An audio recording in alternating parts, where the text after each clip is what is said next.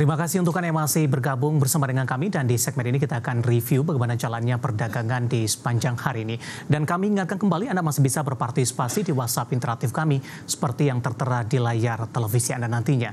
Dan saat ini kami sudah terhubung melalui Zoom bersama dengan Bapak Edo Ardiansyah yang merupakan Equity Analyst PT Phillip Sekuritas Indonesia. Kita akan langsung sapa saja Pak Edo. Selamat sore, apa kabar Pak? Halo, selamat sore. Alhamdulillah baik, Mas. Terima kasih Pak Edo sudah meluangkan waktu di IDX Channel. Pak Edo, hari ini indeks harga saham gabungan berbalik arah Pak setelah di sesi pertama pada pagi tadi sempat mencoba mendekati level 7.400-an. Rally sudah terjadi semenjak jelang perdagangan akhir pekan lalu, dan posisi saat ini saatnya mungkin terhenti ini Pak, karena hari ini melemah di 0,84%. Analisis Anda, pembalikan arah yang terjadi, apakah memang para investor lebih cenderung profit taking setelah rally dalam beberapa hari terakhir Pak Edo? Ya, makasih Mas. Oke, kalau misalnya kita lihat ya saat ini memang perdagangan IHSG kita pada sore hari ini di sesi kedua ini ditutup melemah ya, dan nampaknya pelemahan terjadi seiring dengan dimana pergerakan IHSG kita ini sempat mengalami penguatan kurang lebih selama 3 hari berturut-turut ya, sehingga pada hari ini pergerakan IHSG kita ini mencatatkan penurunan dikarenakan adanya aksi profit taking oleh investor. Dan kalau kita lihat ya bahwa secara teknikal ya bahwa IHSG ini telah di mana penurunan tersebut didorong oleh dengan indikator stokastiknya yang saat ini sudah mulai menunjukkan adanya penurunan ya, setelah di mana terjadi penguatan menuju ke area overbought, namun pada hari ini telah menunjukkan adanya jenuh beli ya, sehingga ini menunjukkan bahwa ada potensi pergerakan IHSG ini akan cenderung turun terlebih dahulu. Dan kalau kita lihat juga bahwa dari sisi volumenya pun juga menunjukkan bahwa nampaknya para pelaku pasar atau investor saat ini sedang keluar terlebih dahulu ya, mengingat di mana IHSG kita telah mencatatkan penguatan seperti itu. Baik, arahnya Pak Edo untuk 2 hari perdagangan ke depan. Kebetulan di pekan ini kita juga ada libur panjang akhir pekan. Apakah ini juga salah satu hal nih mendorong dari para investor untuk mengamankan posisinya terlebih dahulu? Di sisi lain juga indeks harga saham gabungan seperti Anda katakan tadi sudah naik cukup signifikan. Ya betul. Kalau kita lihat saat ini ya memang IHSG kita untuk 2 hari terakhir memang akan cenderung turun terlebih dahulu ya, karena terlihat bahwa titik dari IHSG kita ini sudah berada di area tertingginya di level 7.400 ya, dan saat ini memang cenderung akan koreksi. Dan kalau kita lihat bahwa potensi selanjutnya untuk pergerakan IHSG kita ini kemungkinan akan berada di level area di level 7.250 sampai berada di level 7.150 seperti itu. Baik, di tengah pembalikan arah indeks harga saham gabungan yang cukup menonjol di sepanjang perdagangan hari ini, sektor keuangan mengalami pelemahan yang cukup dalam, dan ini juga tergambar Pak Edo dari saham-saham perbankan big cap hari ini mengalami koreksi yang cukup dalam. Seperti apa analisis Anda pelemahan dalam yang kembali terjadi untuk perbankan big cap di sepanjang perdagangan hari ini? Oke, untuk saham-saham Big Bank ya, terlihat bahwa saham-saham Big Bank saat ini sedang mengalami koreksi ya. Terlihat dari pergerakan saat ini kompak menunjukkan adanya penurunan ya, dan kalau kita saat ini memang penurunan dari saham-saham Big Cap ini memang terjadi seiring dengan dimana setelah adanya penguatan ya. Jadi kalau kita lihat saat ini memang penurunan dari saham-saham big cap ini cenderung turunnya ini bersifat sementara ya. Jadi untuk para investor mungkin ini bisa menjadi momen yang cukup positif ya, karena kalau kita lihat saham big cap ini ketika mengalami koreksi, kemungkinan besar bahwa investor besar justru mulai sedikit demi sedikit mulai masuk. Jadi kalau kita bisa lihat bahwa untuk secara jangka pendek memang terlihat akan bergerak turun, namun untuk long termnya ini sangat bagus sekali ya untuk investor jangka panjang. Jadi kalau kita lihat bahwa momentum saat ini untuk saham-saham di sektor keuangan atau big cap ini atau big bank ini terlihat cukup menarik untuk bisa diperhatikan seperti itu. Baik, saya akan coba ambil Pak satu contoh untuk BMRI, karena BMRI hari ini mengalami koreksi yang paling dalam jika dibandingkan dengan perbankan big cap lainnya. Analisis Anda secara teknikal, tadi Anda katakan merupakan momentum ini. Apakah buy on weakness, posisi saat ini 6250 melemah 4,94%, Pak Edo? Silakan Pak. Ya.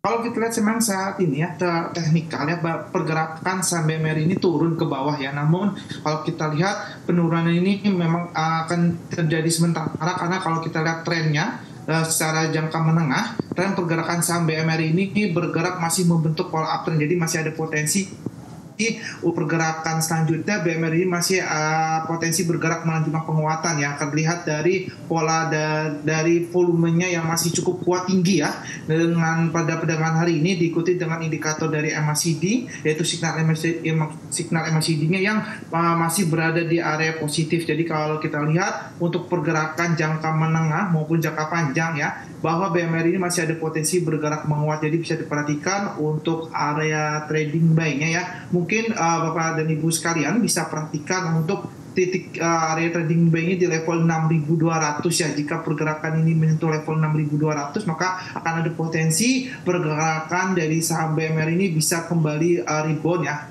untuk ke titik area levelnya bisa mencapai ke level 6.700 sampai ke level 7.000-nya seperti itu. Ya, penutupan hari ini 6325 melemah di 3,80%. Di menit-menit terakhir jelang penutupan BMRI justru penguatannya lebih ke arah terbatas. Sudah di 63 Pak. Apakah ini mempengaruhi dari trading buy-nya tetap di 6.200, ada semacam perubahan?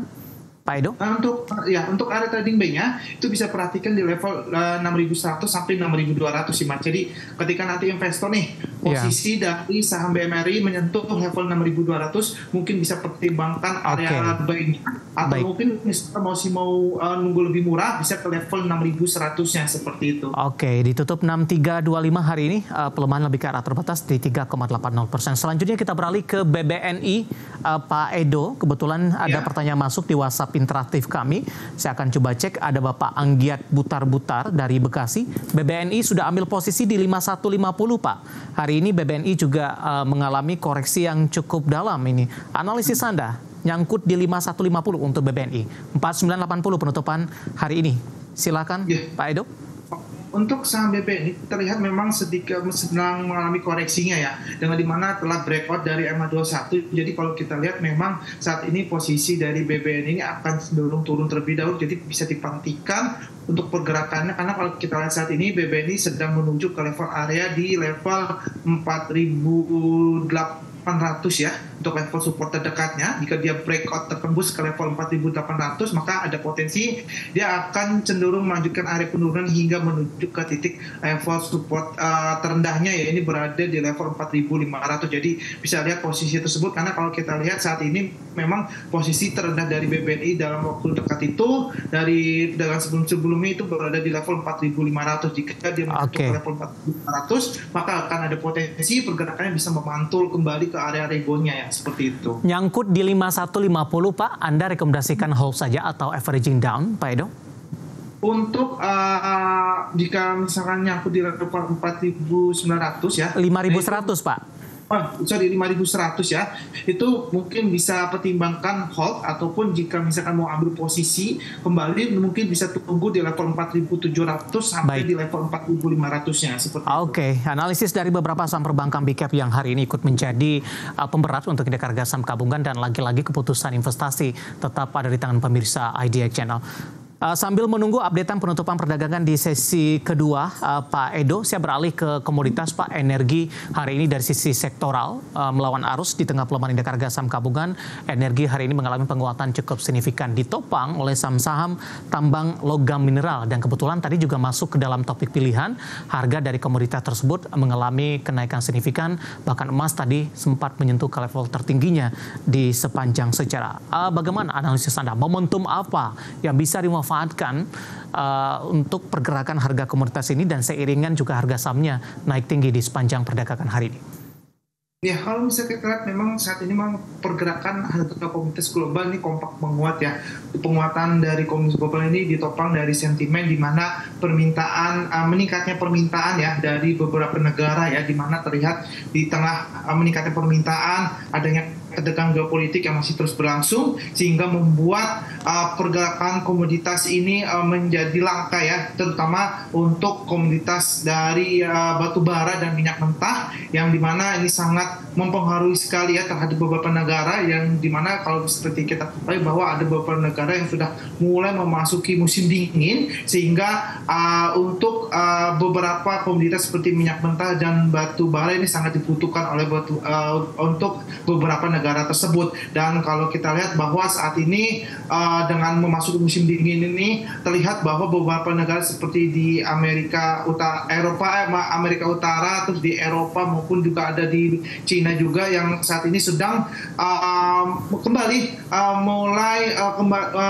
memesan atau kembali mulai mengimpor beberapa komoditasnya. Pak Edo, kalau kita fokus kepada logam mineral mentah, Pak, dengan kenaikan saham-saham Inco hari ini, kemudian juga MDKA dan juga Antam, bagaimana analisis Anda? Saya boleh langsung ke Inco, Pak, singkat saja langsung secara teknikal. Oke, kalau misalkan Inco memang terlihat ya pergerakan ini sudah mulai naik ya, Pak ya. Jadi kalau kita lihat Inco ini masih ada potensi bergerak bullish. Terlihat kalau kita lihat sentimen yang ditopang oleh sentimen dari beberapa komoditas ya, seperti adanya komoditas batubara yang melesat. Dan kalau kita lihat saat ini, Pak Edo, halo Pak. Halo. Ya, boleh langsung ke teknikal tidak Pak? 5150 penutupan hari ini 7,52%. Ya, kalau kita lihat di sini untuk Inco sendiri teknikalnya masih cukup bagus ya. Dan kalau kita lihat potensial selanjutnya secara jangka menengah maupun jangka panjangnya, Inco ini masih potensi bergerak naik ke atas. Jadi kalau kita lihat memang pergerakan Inco ini masih cukup bagus, jadi bisa dipertimbangkan untuk akumulasi banknya kembali jika pergerakannya masih cukup naik nih. Dan untuk area resistennya kami memperkirakan bisa menuju ke level area resisten terdekatnya di level 5.300 sampai ke level area kedua di level 5.500-nya. Baik, penutupan hari ini di 5150 menguat ke 7,52% dan masih ada ruang penguatan untuk Inco ke 5.300-an, dan lagi-lagi keputusan investasi tetap ada di tangan pemirsa IDX Channel. Pak Edo, kita hold terlebih dahulu. Saya akan coba sampaikan updatean penutupan perdagangan di sesi kedua hari ini dan juga beberapa data perdagangan lainnya yang berhasil dihimpun oleh tim redaksi kami.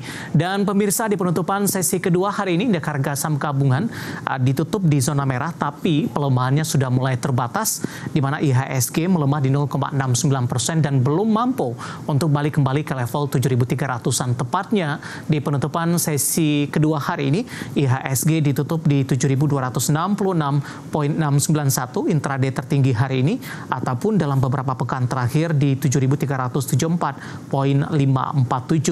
Level terendah tadi sempat di 7.243,012. Langsung saja kita ke grafis yang pertama. Kita akan coba lihat updatean penutupan beberapa indeks lainnya seperti MNC 36, Jakarta Islamic Index, dan juga ada LQ45. Dapat Anda saksikan grafis di layar televisi Anda pemirsa, di mana posisi MNC 36 tertekan cukup dalam di 1,41%, Jakarta Islamic Index menguat di 0,41%, LQ45 juga melemah seiring dengan pelemahan indeks harga saham gabungan tertekan di 1,19%. Kita beralih ke grafis selanjutnya, rotasi pergerakan sektoral.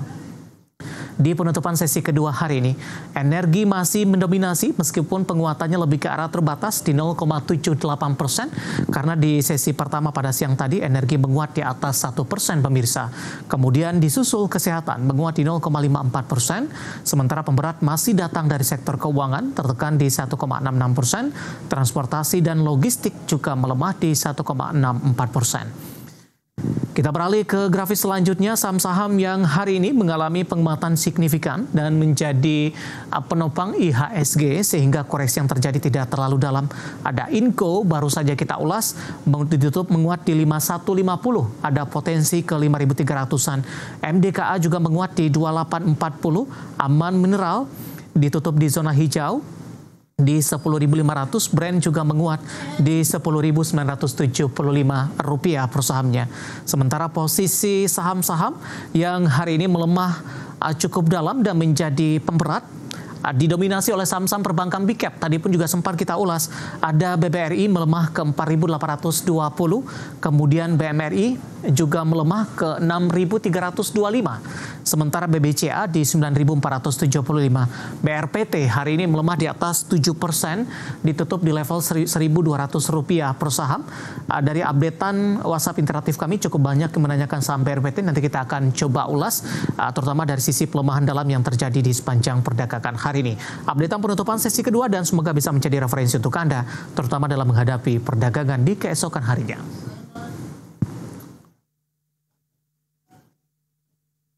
Kita akan jeda kembali dan tetap di tempat Anda, karena setelah ini kita akan coba lihat saham-saham pilihan apa saja yang direkomendasikan, dan pemirsa kami akan segera kembali sesaat lagi.